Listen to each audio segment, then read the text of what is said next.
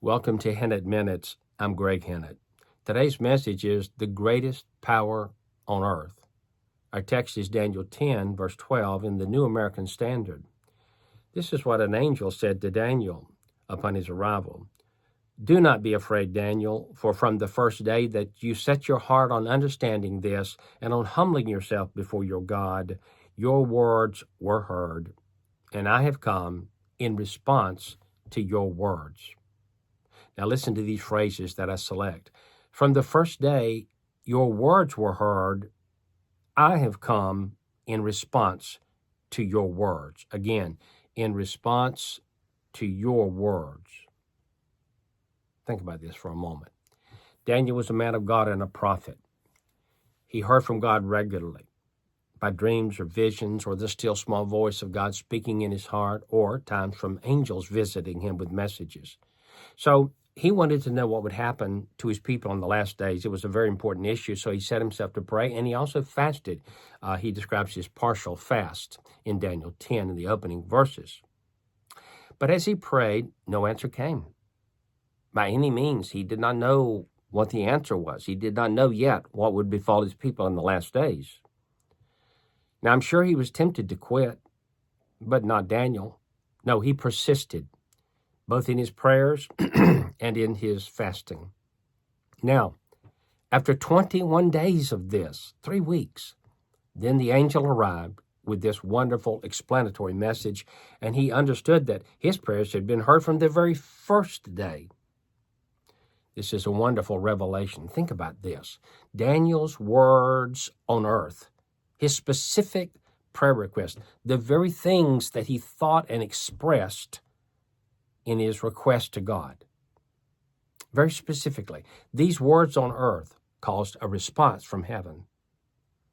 Now we know Daniel was rightly related to God. He did not walk in sin. We know he was praying in faith. He believed that he received what he asked for when he prayed, just as Jesus taught us in Mark 11:24, what things soever you desire, when you pray, believe you receive them, and you shall have them. And we know also that Daniel was praying according to the will of God. Now, 1 John 5 speaks to this. If we ask anything according to his will, we know he hears us. And if we know he hears us, we know we have the petitions that we have desired of him. So that was Daniel. He was rightly related, he prayed in faith, and he prayed according to God's will. This is still an amazing revelation, that Daniel's words on earth caused heaven to respond, angels to be dispatched by God on the throne. Friend, have your prayers been answered, or have they been delayed? Have you been praying about something in the will of God? Are you rightly related to God? Are you praying in faith and confidence that God hears you when you pray, yet you don't have anything to show for it? You're not hearing from God. God seems to be doing nothing. He's not acting. You're tempted to quit praying. You're tempted to fall into disbelief or even offense. Well, then listen to what Daniel is telling you. Listen to this revelation from the angel that visited him. Believe this revelation in Daniel 10:12. Believe that your words have already been heard, and they have caused a response in heaven. You know, the greatest power on earth is not what we think it is. It's not some bomb going off somewhere. It's not an atom bomb or a hydrogen bomb or a cobalt bomb or an electromagnetic device, EMP device.